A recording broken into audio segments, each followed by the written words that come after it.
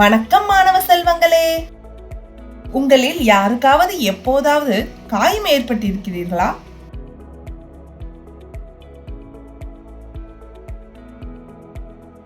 விளையாடும் போது, திருவிழாவின் போது அல்லது வீட்டில் கூட? சரி, நம்மில் பலர் சிறிய விபத்துகளை சந்தித்திருக்கிறோம். சமையல் அறையில், சாலையில், தீபாவளியின் போது அல்லது பேருந்தில் ஏறும்போது, நீச்சல் குளத்தில், விளையாட்டு மைதானத்தில் அல்லது இறங்கும் போது கூட நாம் காயமடையக்கூடும். நாம் கூடுதல் கவனமாக இருக்க வேண்டிய இடங்கள் பல உள்ளன. தொடங்குவோம். கற்றுக்கொள்வீர்கள். இந்த காணொளியை பார்த்த பிறகு உள்ளூர் சூழலில் தனிப்பட்ட பாதுகாப்பு பழக்க வழக்கங்களையும் எளிய பாதுகாப்பு முறைகளையும் நீங்கள் வளர்த்துக் கொள்ள முடியும். முக்கிய வார்த்தைகள்: சமையலறை,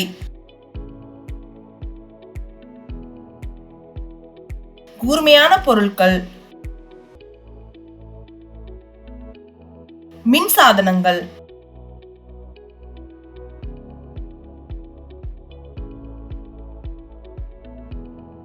கத்தரிக்கோல், வரிக்கடவை,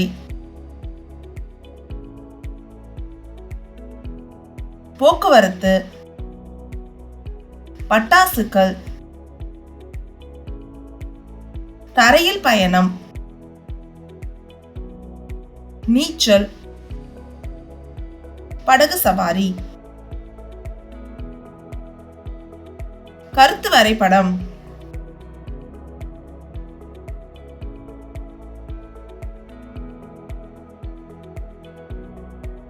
இந்த படத்தை பார்த்து டீனாவுக்கு என்ன ஆச்சுன்னு சொல்லு.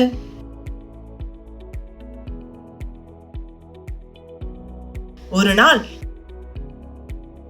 டீனா தன் அம்மா சமையல் அறையில் காய்கறிகளை வெட்டி கொண்டிருப்பதை பார்த்தாள்.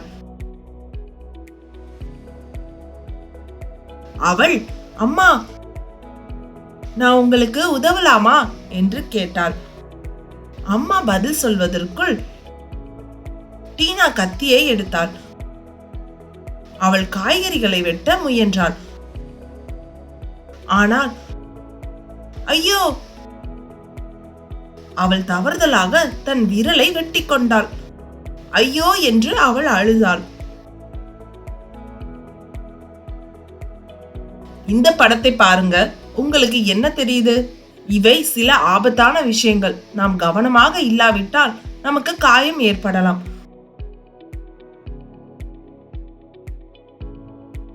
கூர்மையான அல்லது சூடான பொருட்களை பயன்படுத்தும் போது எப்போதும் பெரியவர்களின் உதவியை நாடுங்கள். கவனமாக இருங்கள் குழந்தைகளே. இந்த குழந்தைகள் எப்படி காயமடைந்தார்கள் என்று உங்களால் பார்க்க முடிகிறதா? நாம் கவனமாக இருக்க வேண்டும். உடைந்த கண்ணாடி அல்லது உடைந்த வளையல்கள், கத்திகள் அல்லது கண்ணாடி துண்டுகள் போன்ற கூர்மையான பொருட்களை வகுப்பறையிலோ அல்லது விளையாட்டு மைதானத்திலோ வீச வேண்டாம்.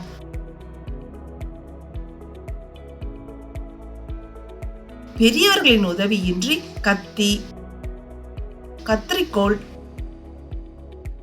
மற்றும் கம்பிகள் மற்றும் சுவிட்சுகள் போன்ற எந்த மின் சாதனங்களையும் பயன்படுத்தக்கூடாது.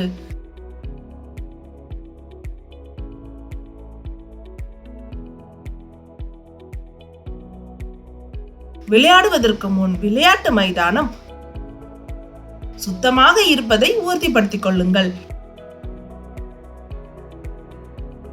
உங்களுக்கு உதவி தேவைப்பட்டால் ஒரு ஆசிரியர் அல்லது ஒரு பெரியவரிடம் கேளுங்கள்.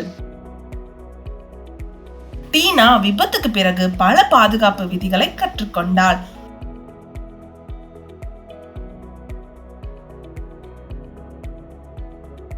அவள் வீட்டிலும் பள்ளியிலும் சாலையிலும் நீச்சல் குளத்திலும் கூட பாதுகாப்பை பின்பற்றுகிறாள்.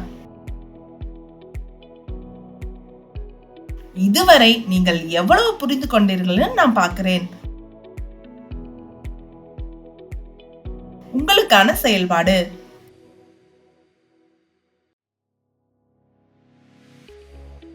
சாலையில் டீனாவின் பாதுகாப்பை பாருங்கள்.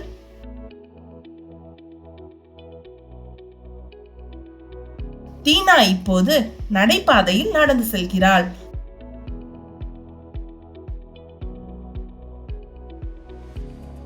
அவள் வரிக்கடவைகளில் மட்டுமே கடந்து வாகனங்கள் நிற்கும் வரை காத்திருக்கிறாள்.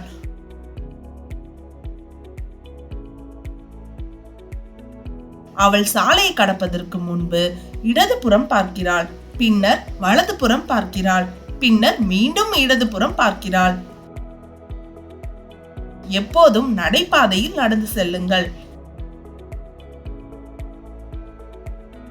நடைபாதை இல்லை என்றால் சாலையின் பாதுகாப்பான பக்கத்தில் நடந்து செல்லுங்கள்.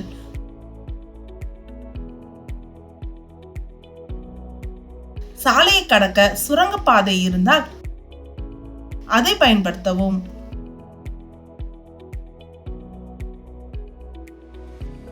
நீங்கள் வரிக்கடவையில் கடக்கும் போது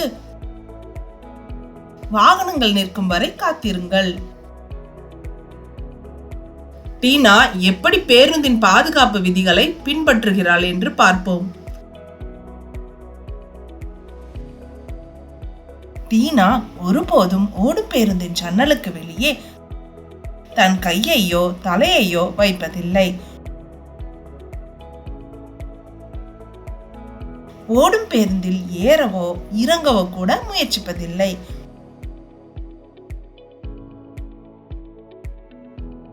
அவள் ஓட்டுநரை தொந்தரவு செய்வதில்லை.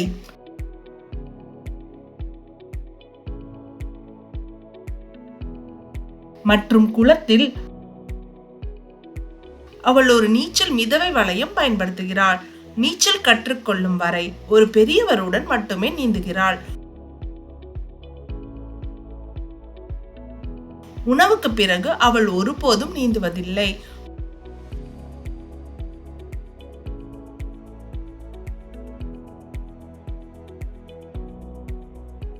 படகு சவாரி செய்யும் போது அவள் மிகவும் கவனமாக படகில் ஏறுகிறாள்.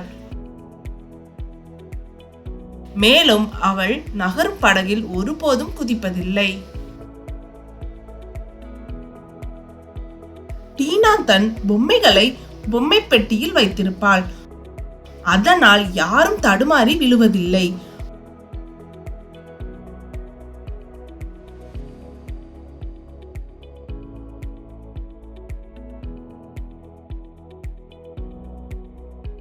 பண்டிகைகளின் போது அம்மாவின் உதவியுடன் மட்டுமே அவள் மெழுகுவர்த்திகளை ஏற்றி வைப்பாள்.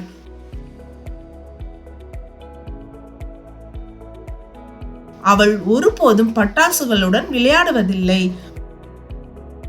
அலமாரிகளிலும் ஜன்னல் ஓரங்களிலும் ஏறுவது பாதுகாப்பானது அல்ல என்பது அவளுக்கு நன்றாகவே தெரியும். நாம் விழுந்து காயமடையக்கூடும். திருவிழாக்களின் போது பெரியவர்களின் உதவியுடன் மெழுகுவர்த்திகளை ஏற்றி வைக்கவும்.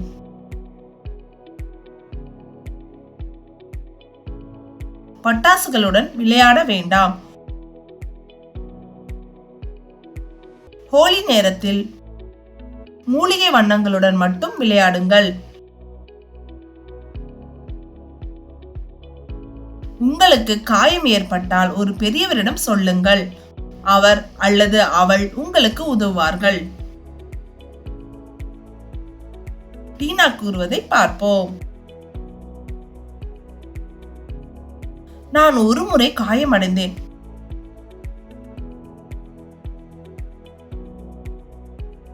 என் அம்மா எனக்கு சில பாதுகாப்பு விதிகளை கற்றுக் கொடுத்தார். இப்போது நான் எல்லா பாதுகாப்பு விதிகளையும் பின்பற்றுகிறேன். நான் ஒவ்வொரு நாளும் பாதுகாப்பாகவும் மகிழ்ச்சியாகவும் உணர்கிறேன் என்று. கதையின் நீதி: கவனமாக இருங்கள், உதவி கேளுங்கள். வீட்டில், பள்ளியில், எல்லா இடங்களிலும் பாதுகாப்பு விதிகளை பின்பற்றுங்கள்.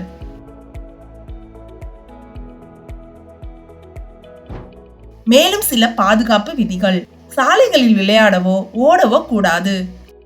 பூங்காக்கள் மற்றும் விளையாட்டு மைதானங்கள் போன்ற பாதுகாப்பான இடங்களில் விளையாடுங்கள்.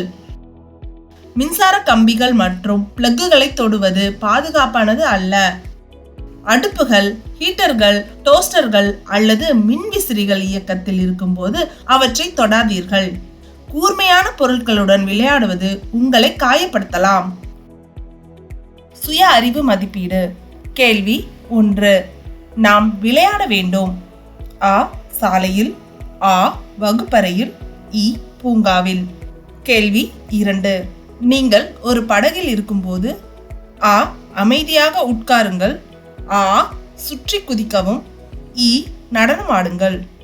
கேள்வி 3. விளையாடுவதை தவிர்க்கவும். ஆ. கூர்மையான பொருட்கள். ஆ. ஒரு மட்டை மற்றும் ஒரு பந்து. இ. பொம்மைகள். கோடிட்ட இடங்களை நிரப்புக. கேள்வி 1. டேஷ் கடவையில் ஒரு சாலையை கடக்கவும். கேள்வி 2. டேஷ் பேருந்தில் இருந்து இறங்காதீர்கள். கேள்வி 3.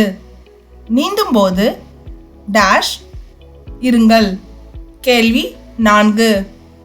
டேஷ் இடத்தில் விளையாடுங்கள். பின்வரும் கேள்விகளுக்கு பதிலளிக்கவும். கேள்வி 1. ஓடும் பேருந்தில் பயணிக்கும் போது நீங்கள் பின்பற்ற வேண்டிய 2 பாதுகாப்பு விதிகளை எழுதுங்கள். கேள்வி 2. நீச்சல் அடிக்கும் போது நீங்கள் பின்பற்ற வேண்டிய 2 பாதுகாப்பு விதிகளை எழுதுங்கள். கேள்வி 3. உங்களுக்கு காயம் ஏற்பட்டால் என்ன செய்ய வேண்டும்? பாதுகாப்பாக இருக்க நாம் கவனமாக இருக்க வேண்டும்.